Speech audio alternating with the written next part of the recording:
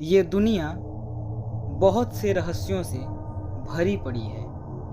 कुछ रहस्य ऐसे हैं जो आपको आश्चर्यों से भर देते हैं, तो कुछ रहस्य आप में खोज की प्रवृत्ति को जगाते हैं। कुछ रहस्य आपके साहस को बढ़ाते हैं, तो कुछ रहस्य ऐसे भी हैं जो आपको भयभीत कर देते हैं। इन्हीं रहस्यों में से एक है भूत प्रेतों का रहस्य, जो आप में डर तो पैदा करता ही है, साथ में ये उत्सुकता भी जगाता है कि क्या सच में ये सारी चीज़ें होती हैं या बस एक वहम है।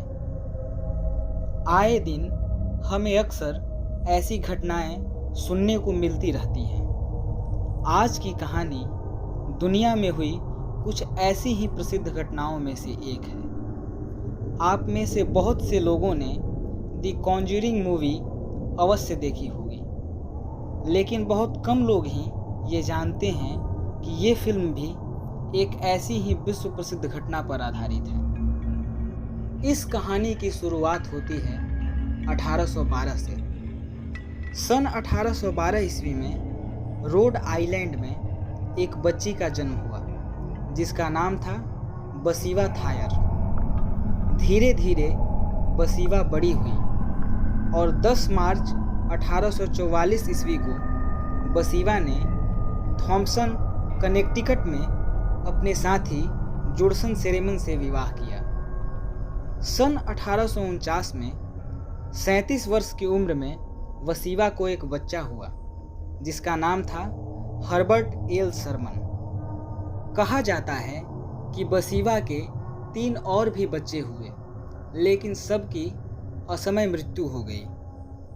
तब तक किसी को भी बसीवा पे शक नहीं हुआ था, लेकिन जब बच्चों के शव को देखने वालों ने ये कहना शुरू किया कि उसके बच्चों के सिर पर सुई चुभाने जैसे निशान थे, तब लोगों को पहली बार लगा कि ये मौतें सामान्य नहीं हैं। जब लोगों ने बसीवा पे निगरानी रखनी शुरू की, तो उन्होंने पाया कि बसीवा काला जादू और चुड़ैल का काम करती है।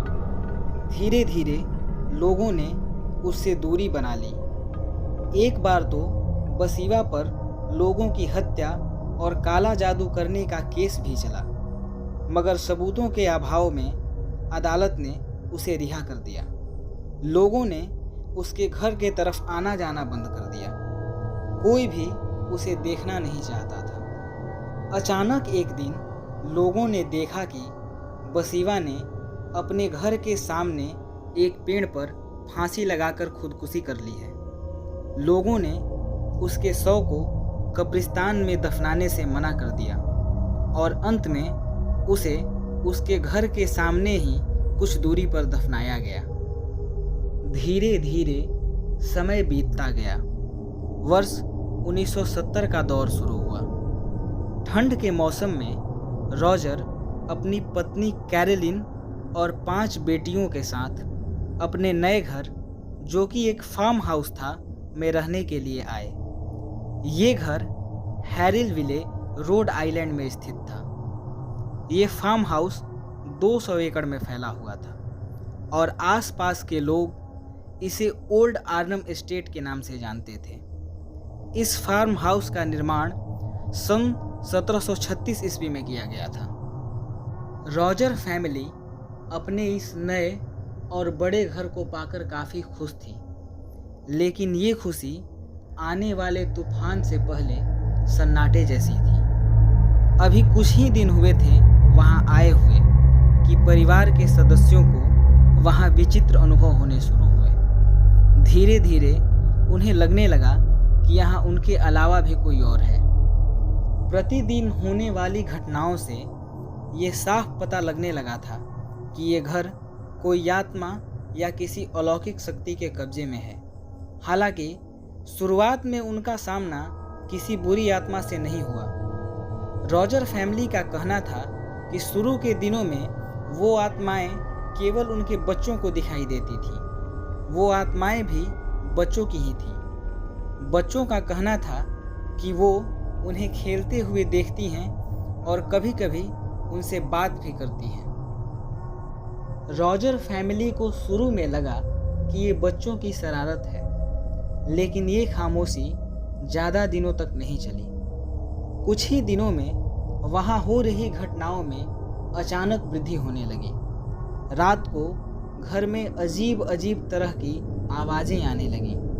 दीवार पर टंगी तस्वीरों का गिर जाना, सामानों का जगह बदल जाना, बच्चों के बेड का हवा में तैरने लगना।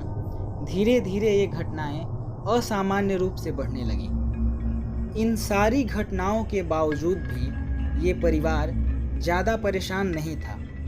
लेकिन एक दिन अचानक वहाँ एक ऐसी रूह का आना हुआ जिसने इस परिवार के खौफ को कई गुना बढ़ा दिया। ये रूह थी बसीवा की, वही बसीवा जो बहुत सालों पहले काला जादू करती थी। ये घर उसी का था। बसीवा ने पहले बच्चों की माँ कैरोलिन को अपना निशाना बनाया और उसे शारीरिक रूप से चोट भी पहुंचाने लगे। माना जाता है कि बसीवा ने ये सब द्वेष में आकर किया। वो समय कैरोलिन के लिए बेहद डरावना और कष्टपूर्ण गुजरा, क्योंकि बसीवा उसे रात रात भर जितना हो सके शारीरिक रूप से टॉर्चर करती। एक दिन ऐसा हुआ कि बसीवा की शैतानी आत्मा ने रात में कैरोलिन को जगाया।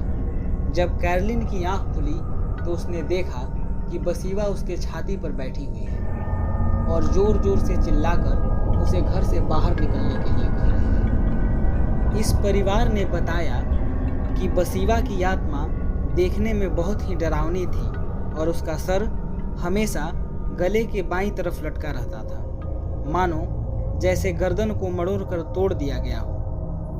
कैरोलिन ने बताया कि वो उसे हमेशा सुइयां चुभाती रहती थी और कई बार उसके बिस्तर को हवा में भी तैराने लगती थी।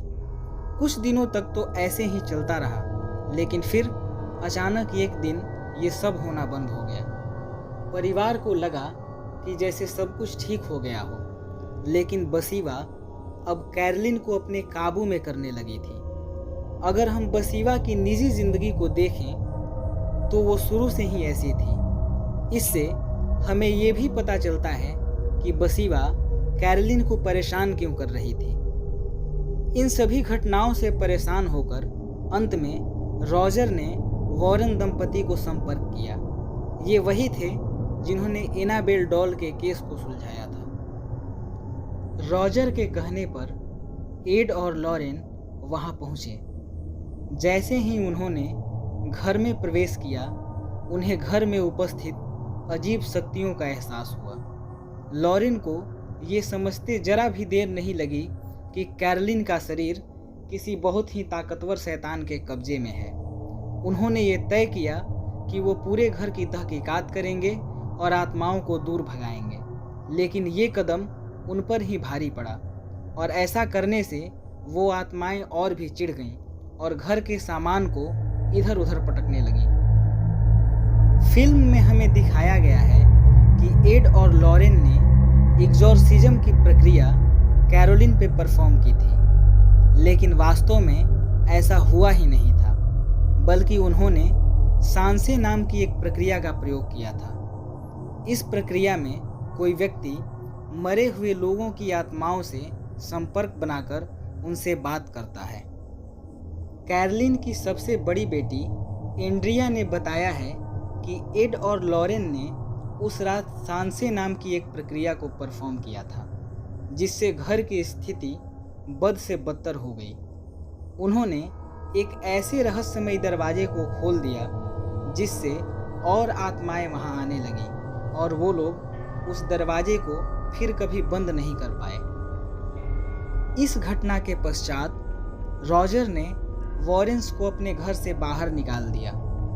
आर्थिक कमियों के कारण कैरोलिन का परिवार अगले 7 साल तक इस घर को छोड़ नहीं पाया और इन्हीं घटनाओं से जूझता रहा। उसके बाद इस घर को छोड़कर उन्होंने अपना नया घर जॉर्जिया नामक शहर में बसाया, लेकिन दुर्भाग्य से इन घटनाओं ने उनका वहाँ भी पीछा नहीं छोड़ा। सन 2011 में एंड्रिया ने इन घटनाओं पे एक किताब लिखी जो 3 भागों में प्रकाशित हुई। इस किताब का नाम हाउस ऑफ डार्कनेस और हाउस ऑफ लाइट है। सन 2013 में फिल्म द कॉन्जरिंग आई, जिसका निर्देशन जेम्स वॉन ने किया। इस फिल्म को बनाने में $20 मिलियन का खर्च हुआ, लेकिन इस फिल्म को काफ़ी सफलता मिली और इसने $300 मिलियन की कमाई की। इस फिल्म की शूटिंग जब चल रही थी तब लॉरेन खुद इस फिल्म की कहानी के सलाह के लिए सेट पर गई थी। तो ये थी फिल्म द कॉन्जरिंग की सच्ची कहानी। ऐसी ही कहानियों को सुनने के लिए आप हमारे चैनल को सब्सक्राइब करें और बेल आइकन को दबाना न भूलें। धन्यवाद।